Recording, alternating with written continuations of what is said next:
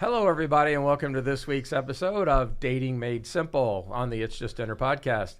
I'm your host, Tom Robinson, and sitting across from me, your favorite co-host in the world, Bob Walls. The only co-host. No, I guess last week I got supplanted by Macy here, who's with us, and she pushed me right off the stage. And sitting right next to me I was right Macy. outside, and she locked the door. I was trying to get in here, and she made it sound like I was unavailable. She tried to take your job last week. Man, this isn't the first time this has happened to me.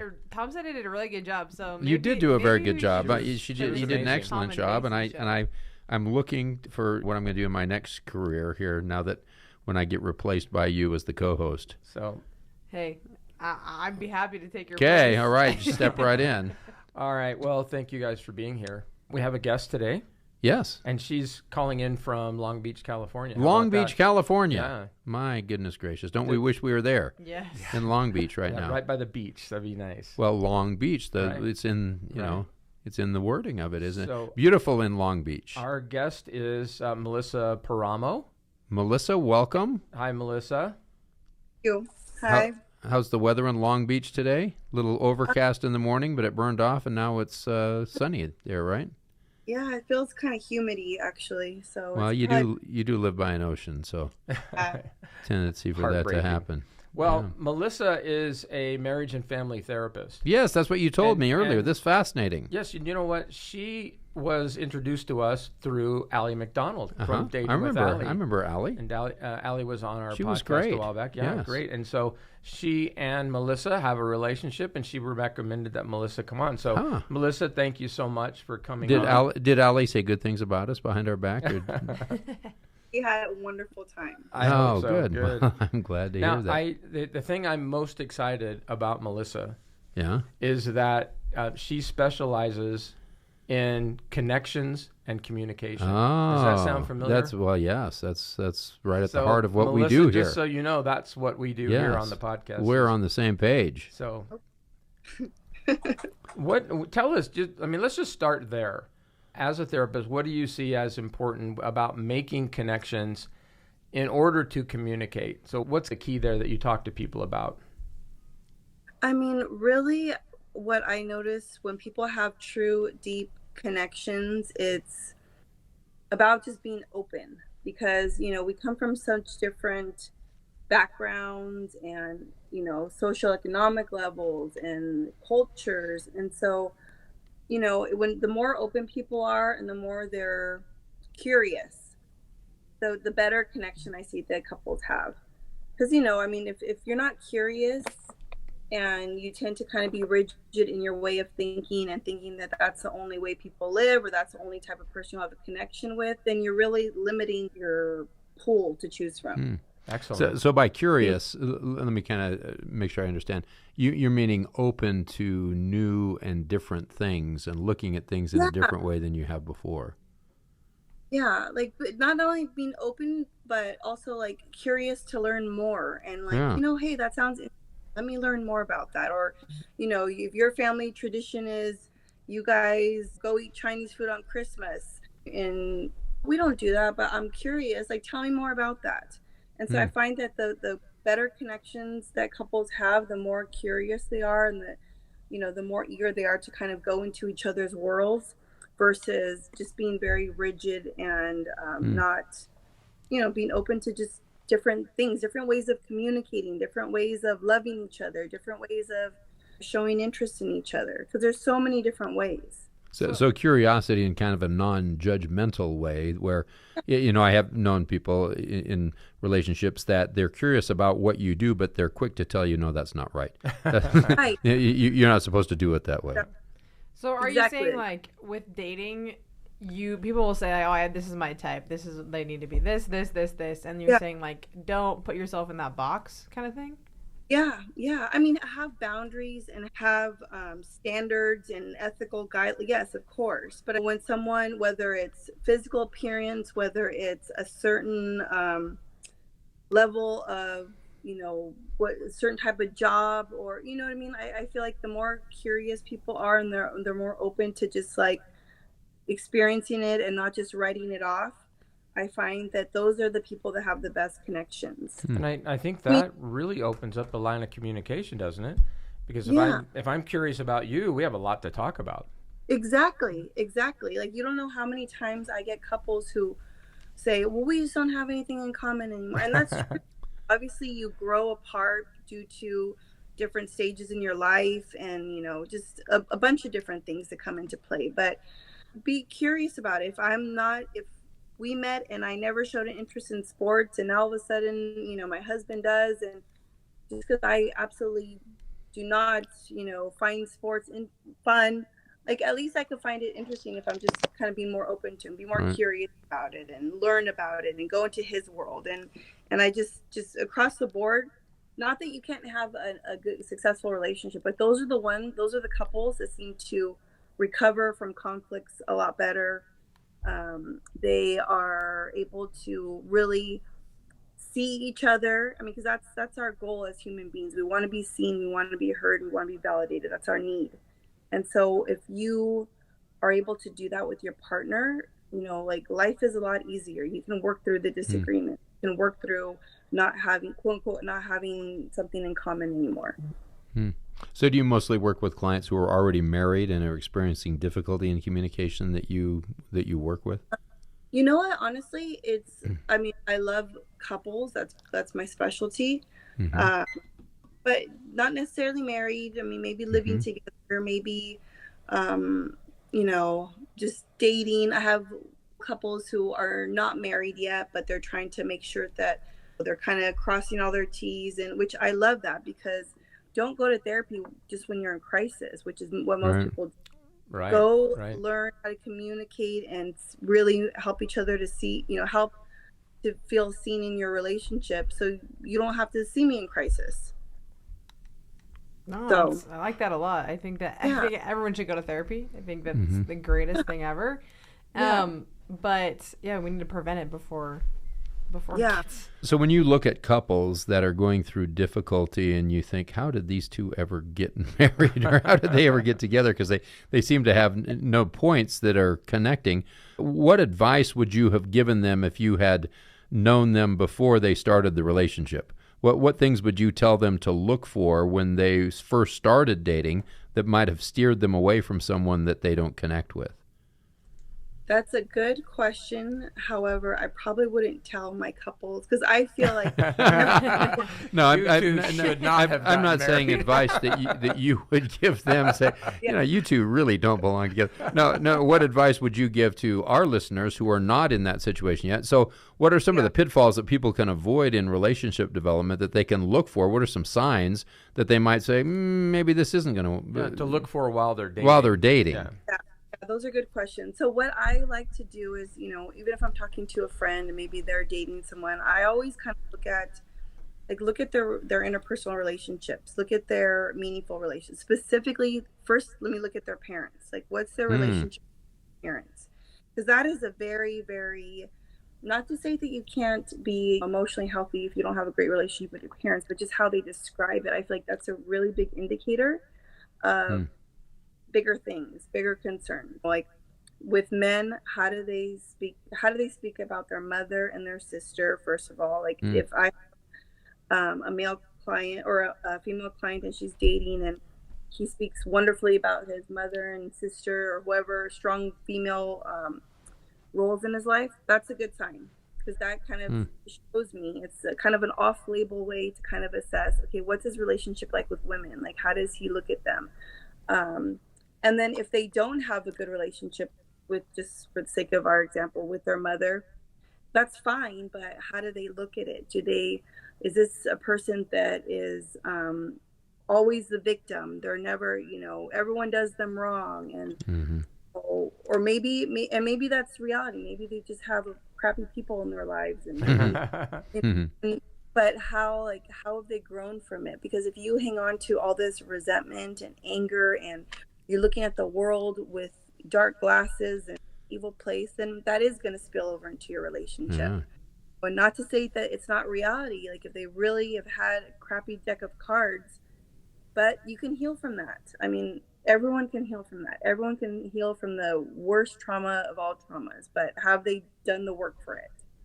Because if they haven't, especially if they have issues with the female caretaker, it's going to spill over into their female romantic partners. You know, like if they have resentment. If I see what I see a lot, especially with perhaps just men, for example, if they have a crappy relationship with their mother and then they marry someone who is a great mother, instead of being thankful and like, you know what, I had a crappy relationship with my mom, but I'm so glad my kids get a wonderful mother. If he hasn't done the work, he ends up resenting his wife for being the mother that he never had. Wow. Yeah. Interesting. Yeah. Who knew? Did you hear that, ladies? Yeah. Well, so Macy. By the way, we have 3 young women sitting here, so you're not only talking about and so Macy's got here mic'd up with us. In your dating experience, what I understand is vast. I don't know if that's a good Macy thing is or a bad quite the dater. Have you ever encountered a situation where you were dating a guy and you thought he hates his mom, or he doesn't treat his sisters very well? Have you ever seen that in someone you're dating? Not on someone that I've particularly dated, but I have seen it when I've gone on some dates with boys and just like how they treat the woman around them. I'm like, oh man, like I would never want to go on a date with that guy. So it is a big red flag that you have seen. Yeah, for sure. Yeah, interesting. So I think probably the biggest concern would be if you didn't see that coming. You know, if you were dating someone you didn't see that they had that situation, because you could kind of get blindsided by that if you didn't. So how do you extract that information out of a boy on a date? Did you just come out and say, so do you hate your mom? No, I think I usually just ask them, like, what's your relationship like with your family? Like, what is your family like? Yeah. And then they just kind of like, oh, well, like, my mom's like this, but we don't have a great relationship. I feel like people are pretty open about those kind of things. Yeah.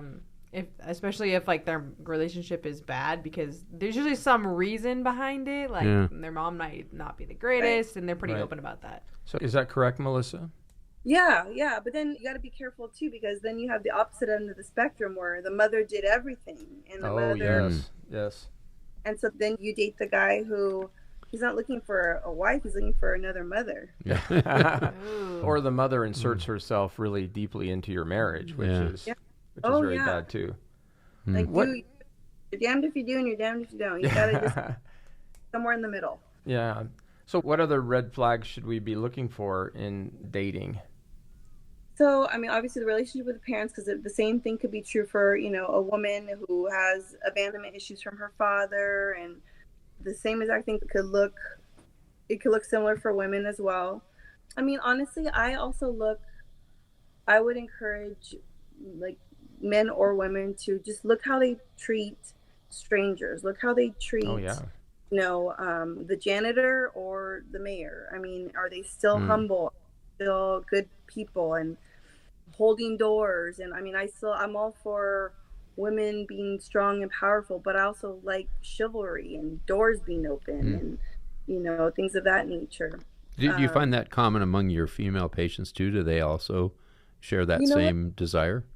That's a good question. I think it's very generational. I find that my generation probably is around the last to really, really value that, versus like the younger generation. They're all about, well, I'm not going to let him pay for me. And now, Macy just laughed. If those words ever come out of your mouth, I'm not going to let you pay for me. I almost feel like at this day and age, it's almost like you ask me on a date and it's like, we'll go, and I know he's supposed to pay for me, but I feel bad. And I'm like, well, I can pay for myself. And it's kind of like this, you're not supposed to pay, but I feel like I still need to pay. For the guys who are saying that. No, I know me. Oh, you. Like, so you're thinking in your head, I could pay myself, and I'm not supposed to make you pay, but I'm perceiving that you want to pay because you think that's your role. Yeah, well, I think that he thinks wow, this is like confusing when you explain it.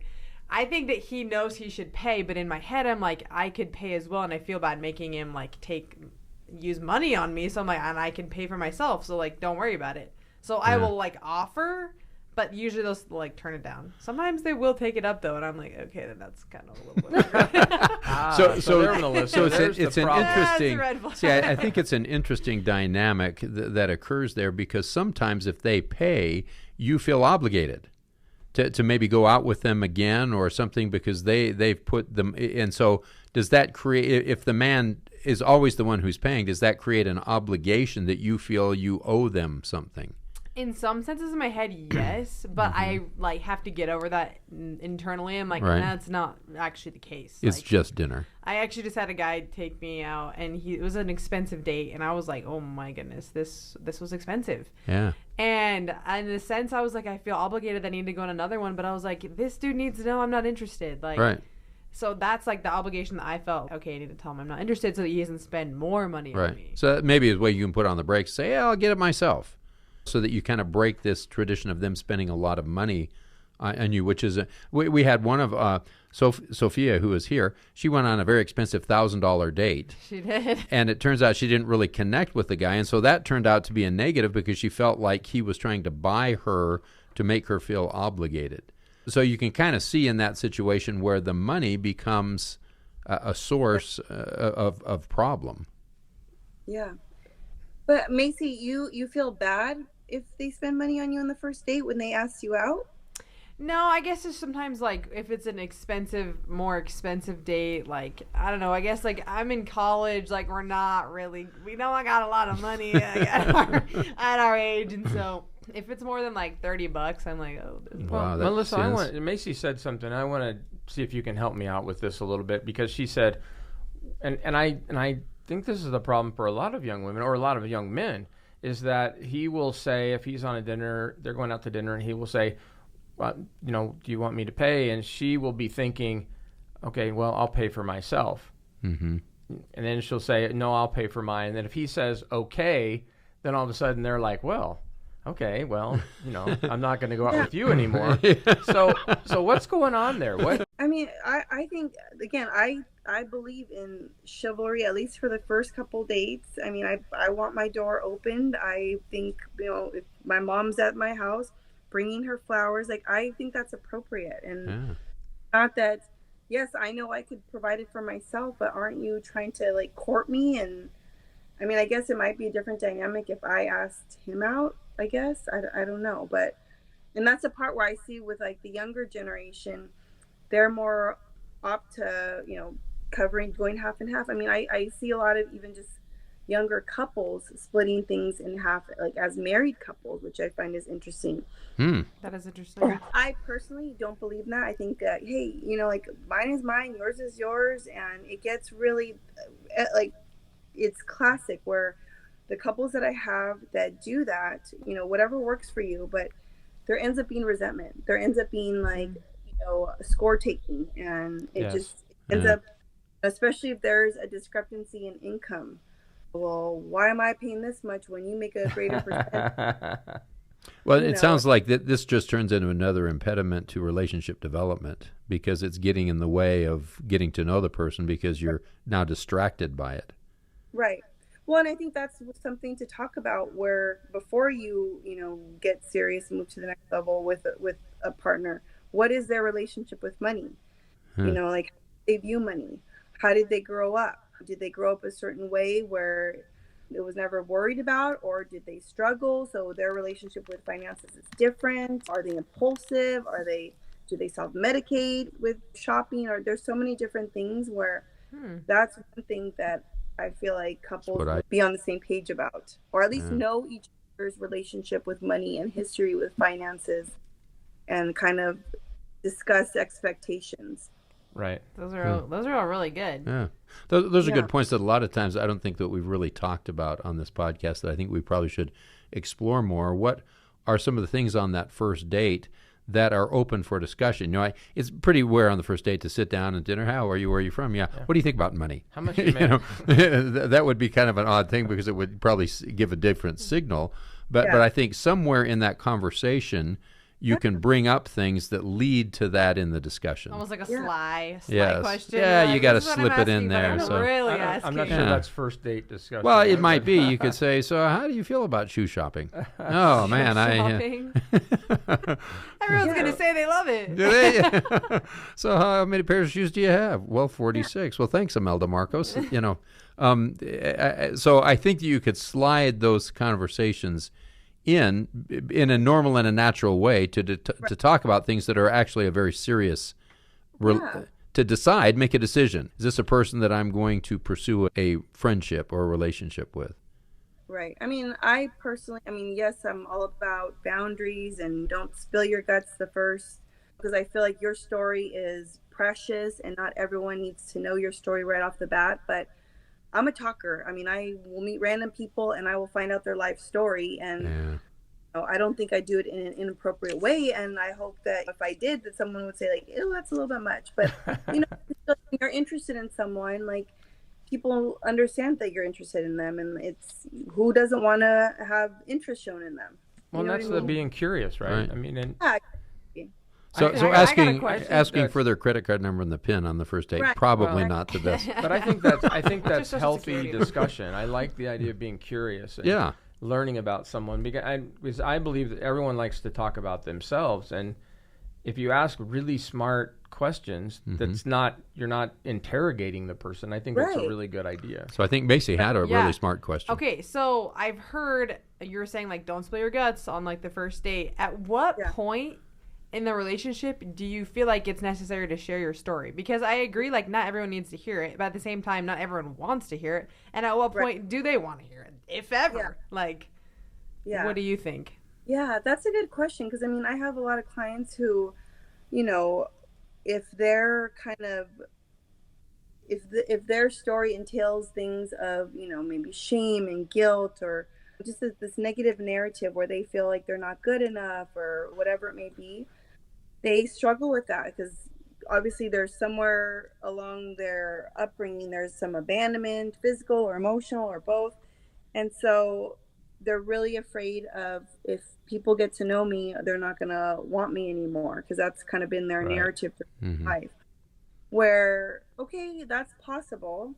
However, as cliche as it may sound, I mean, I feel, and maybe this kind of just depends in, like, being a good judge of character, or just kind of having this, you know, kind of feeling like the energy if this is a good person or not. But I mean, when you know, is what I'm trying to say. Like, obviously, kind of don't have your wall up so they never know anything about you, because that's not that's a surface relationship. But just when it seems appropriate, because vulnerability connects people, and the more I know about you, the more I feel connected to you. And if you guys are hanging out for 3 days in a row, all day, every day, and you just feel like, gosh, in those 3 days we just, like, talked and really got to know each other, then that might seem appropriate. Or it could seem appropriate 3 months because you've only hung Right. out. You know, it kind of depends on the depth of the interactions. Like, how deep are you guys getting, and do you feel safe, and kind of slowly putting your wall down and letting someone in, and really just sharing something about yourself and kind of seeing their reaction. Like, are they curious? Do you get a sense of judgment? Are you getting a sense of empathy? Just kind of reading how the other person responds. So, I mean, I don't know if that answers your question, but just, Yeah, you know. there's also that idea of spilling too much too fast. Oh, totally. And I think we've heard stories of guys and girls both who on the first date are just laying it all out there, and the other person is going, okay, wait, hold on. Okay, I need to get away from this person. I didn't So ask for this. what would you tell people about that? Well, and I have other clients who do that as well, where their take on it is that, well, look, I'm just going to lay it on the table. I don't have time for BS. This is me. You don't. And I can appreciate that, you know, quote unquote confidence, but I feel like that's not confidence. That's kind of, I feel like that also can come off as confidence, but really, just from my experience, it's more around also that fear of abandonment. Well, you know what? They're going to leave me anyway, so here it is. Oh, and versus, like, a healthier way to do that would just be, okay, you are who you are, and maybe that is too much for them, or maybe it's not. And if they see all the cards on the table and they don't like it, of course that's going to hurt. But that's not everyone. And it's also even more self-reflection. Okay, why am I attracting people who I'm too much for them? What is it about me that people to leave? I mean, because there is a ownership that you have to take. If you're the common denominator and everyone's leaving you because it's too much, then you know, there's some ownership you got to take there, which, you know, that's hard. Right. I get it. Is it also a little bit about just being unaware? maybe of yourself, of Totally. kind of you're not really smart in dating and you haven't done it a lot, and so you really don't know the cues and you don't understand, and so you start spilling too much. Have you what do you think about that? Oh, absolutely. I mean, oh gosh, if more people were self-aware in this world, it would look totally different. I mean, You'd be out of a job, though, wouldn't you? I'd be out of a job for sure. I have a ton of friends who feel that, I think they're great. I'm like, you guys are great. And they're like, I don't know what I'm doing wrong. I'm not going on dates. I'm not getting asked on dates. But they're like genuinely great people. Is it like, what do you think that could be? Is it like they're not self-aware? Is it just like a timing thing? Like, I mean, it's a lot of things. And I mean, I feel bad for your generation because it is very different, where there's not a lot of like face-to-face interaction. There's a lot of hiding behind apps, and the communication looks way different than it did years ago. So that's a big part of it is, I feel like more than ever, people have social anxiety. People get cold feet, and it's a lot easier to quote unquote ghost people or to abandon people and never hear from them again. So, I mean, I feel like that's a big piece of it. But also, it is a lot of self-awareness. Like, if I could be amazing and everyone around me could be amazing, but why am I attracting a-holes or jerks or, like there's something I'm not doing. There's something I'm not doing right here. And so really, really looking at that, because perhaps it could be something where I'm attracting people who take advantage of that, and being a people pleaser can come off as so kind and generous and anything, I'm always there for you, which is great. That's not a bad quality, but it is when you don't have boundaries and your self-worth is connected to helping people, and if you're not helping and fixing them, who are you? What are you? Yeah. I mean, there's a lot of different things, but that's probably one of the most common ones I see, when there's these great people and they're just genuinely good people, good hearts, but they keep on getting matched up with jerks, or or even just like, I mean, it could also be a man who's great and gets matched up with just these jerk girls or whoever. Mm-hmm. I mean, there's a lot of different reasons, because also it could be their dysfunction as well, where you're great and I don't feel like I'm worthy enough of you, and I feel like I'm going to ruin it, or I don't feel like I deserve you. So in your experience, when you're working with your clients, do you see that people do change? So maybe the relationship started out, but can people change? Totally. I mean, within reason. I mean, I feel like everyone could change. Everyone has it in them to change. However, are you willing to do the work? Like, do you have the ego strength to look in the mirror and say, okay, that's what I'm doing wrong, and I need to work on that. And so, because that's a hard pill to swallow. And if you don't have a healthy sense of who you are, a healthy identity, like, you can crumble by looking in the mirror and seeing that you're, what you have to work on. So it's that self-evaluation. We hear that all the time when we have guests in, and that is, you go on a date and then you look back at yourself and say, okay, what did I learn from that? How can I become a better person? And I think that's what you're saying, and that process never stops. Yeah. How do you teach your clients to be more self-aware, or like realize, oh, this is where I'm kind of failing here? Like, because we can be like, oh, be self-aware, and then I like think, and I'm like, how can I improve? I'm like, I know I can, but like, how do I do that? Yeah, I mean, the way I feel like even the best of the best can always improve, and it's just kind of going back to that curiosity, being curious about things. Like, if I'm, and also just being really really, really present, and just really in tune with even your physiological symptoms. Like, if I always have a racing heart, okay, what does that tell me? That tells me that I'm anxious, I have anxiety. Okay, so how is that manifested? Okay, I'm easily irritated, and okay, so how does that affect me in relationships? How does that affect me because the three areas that you as a therapist, you kind of assess for functioning is, how does it affect your social, occupational, and educational functioning? And so, like, how are my relationships? How do if I work and there's always a boss that I can't get along with at every single job, okay, clearly there's something going on here. Or school, if I always have a class where a professor absolutely hates me, like what's going on here?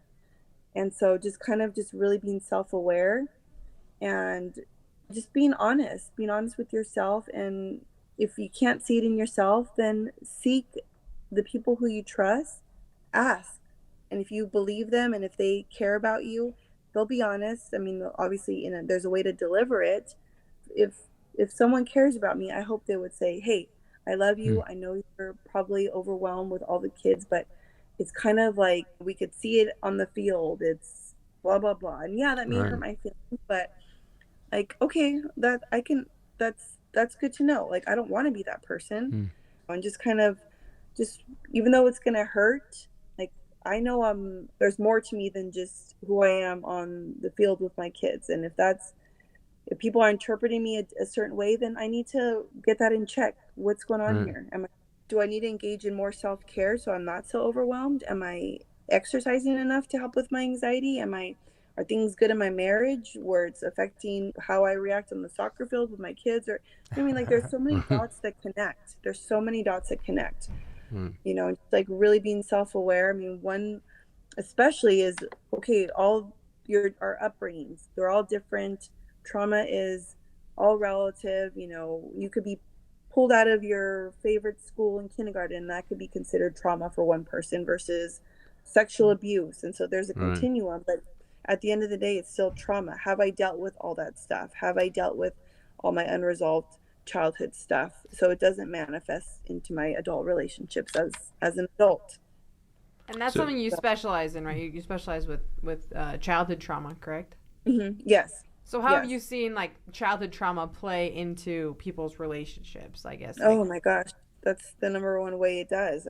100%. Sometimes it depends. There's different therapists who don't like to go into childhood stuff. They want to just kind of focus on the here and now. And I can certainly appreciate that because we don't want to be stuck in the past. But I mean, the reality is you have to deal with that stuff. Whatever you don't deal with will pop its ugly head at some point. Right. And, maybe you think it doesn't affect you, but it does. Maybe you think it doesn't affect you, but ask your partner, ask your friends, I guarantee you it does. And so whenever I have a couple come into session, our first session we have together, and then my second session and third session, I separate them and I have them each go by themselves, and I kind of just get a history of their upbringing.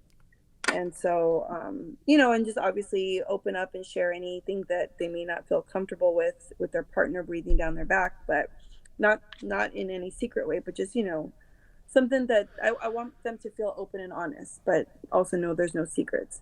And so when I dig into their childhood and just kind of, get a better understanding of it, it's classic textbook. Okay, no wonder. Like, this is how you saw your mom and dad, communicating or showing love for each other, or they didn't show love for each other this way, so now you really yearn for it, or there's so many different dots that all connect from our childhood that affect us in our interpersonal and romantic relationships as adults.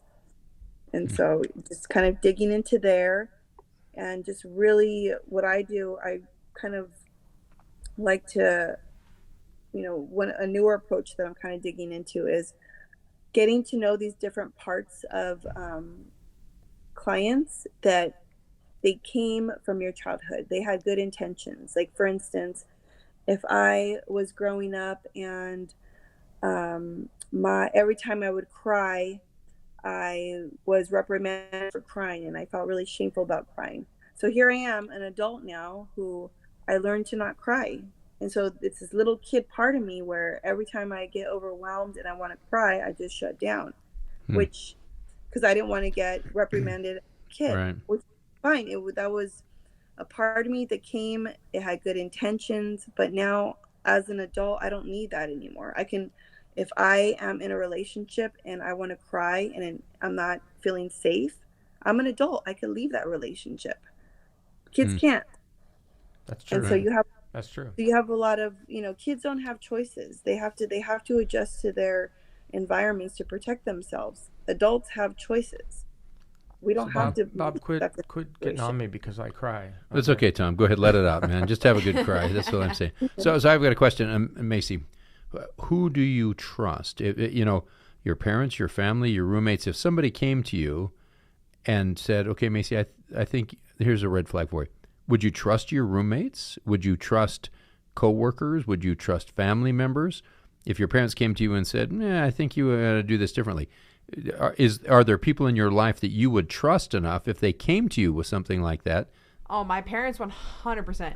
I feel like I trust them so much. They just I feel like parents in general have a lot of foresight. Like they can just tell what's going on. But then also I would trust my roommates and close friends and things like that. If they saw red flags and things like that. But so you've got a good basis of people that you trust that definitely could come that would help you. Have you ever had that happen?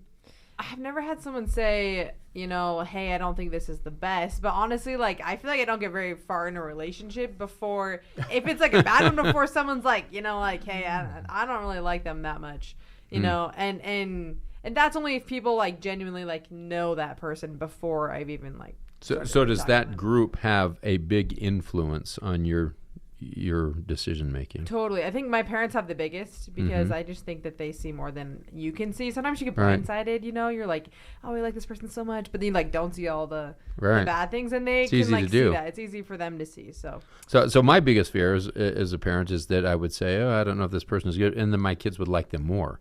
It would push them into it. That they would say, well, okay, if Dad doesn't like her, then she must be great.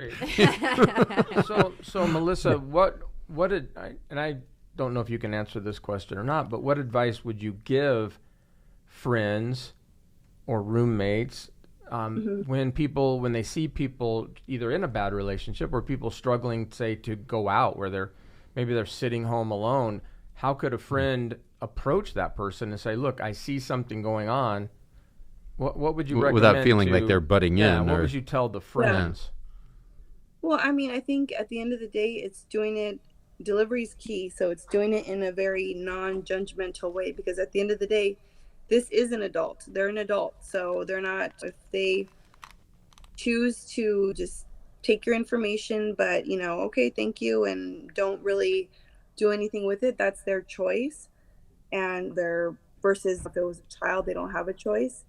So just in a very non-judgmental way, because I see this a lot too, where a lot of people see it on the outside. Maybe this person is blinded by passion or infatuation, and they're mistaking it for love. And at the end of the day, if it was one of my friends, I could say my piece, but also just say, but you know what, you're an adult, and whatever happens, I will love you and be there for you. Yeah, they have their choice what to listen to.